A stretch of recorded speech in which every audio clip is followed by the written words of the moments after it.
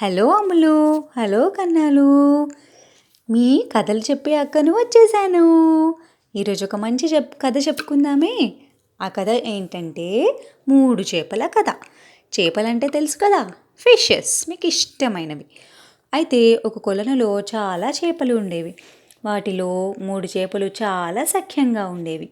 వాటి పేర్లు దూరదృష్టి, వివేకి, మందమతి. దూరదృష్టి రాబోయే సమస్యల్ని, ప్రమాదాల్ని ముందుగానే పసిగట్టి బయటపడే ఉపాయాన్ని ఆలోచించేది.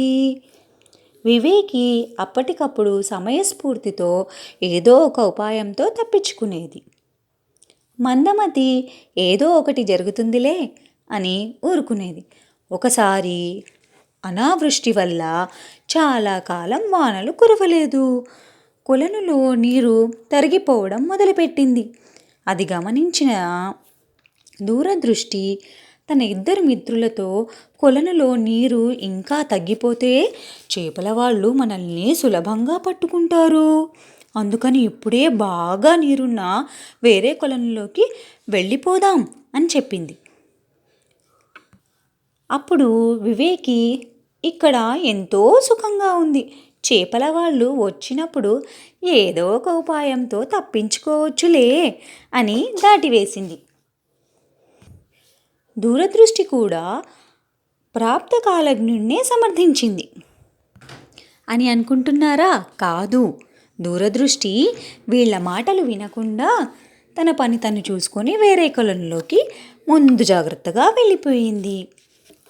తన మిత్రులతో ఉంటే ప్రమాదం తప్పదని నిశ్చయించుకొని దీర్ఘదర్శి దూరదృష్టి ముందుగానే ఆ కొలనులోకి ప్రవేశించే ఒక కాలువకు ఎదురీది వేరే పెద్ద కొలనుకు సురక్షితంగా చేరుకుందంట. అక్కడ దానికి ఎటువంటి అపాయము లేదు.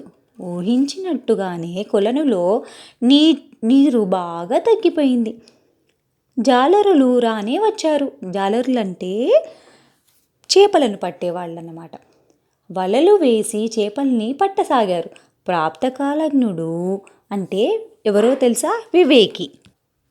వివేకి, మందమతి ఇద్దరూ వలలో పడిపోయారంట పాపం. అయితే వివేకి తాను ప్రమాదంలో చిక్కుకున్నట్లు గ్రహించి చచ్చినట్టు నటించసాగింది. జాలరులు వలను పైకి లాగినప్పుడు దాన్ని చూసి చచ్చిన చేప కదా అనుకుని ఒడ్డుకి అలా విసిరేశారట. జాలరులు వేరే చేపల్ని పడుతున్నప్పుడు వివేకి చల్లగా నీటిలోకి జారుకుంది. అక్కడి నుంచి పారిపోయింది. మందమతి వలలో చిక్కుకుని కొట్టుకోసాగింది. వలవలా కొట్టుకుంది.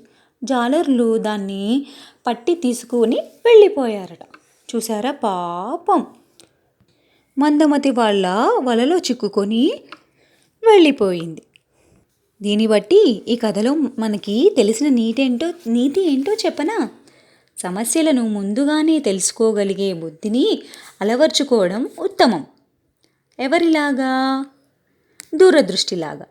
లేకపోతే ప్రమాదం నుంచి బయటపడే సమయస్ఫూర్తి అన్నా ఉండాలి.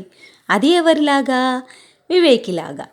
ఆ 2 లేనివానికి నాశనం తప్పదు. అంటే ఎవరిలాగా? మందమతిలాగా అన్నమాట. ఓకేనా? నచ్చిందా మీకు ఈ కథ? ఓకే, అయితే విని హాయిగా పడుకోండి. గుడ్ నైట్, శుభరాత్రి. బాయ్ బాయ్ పిల్లలు.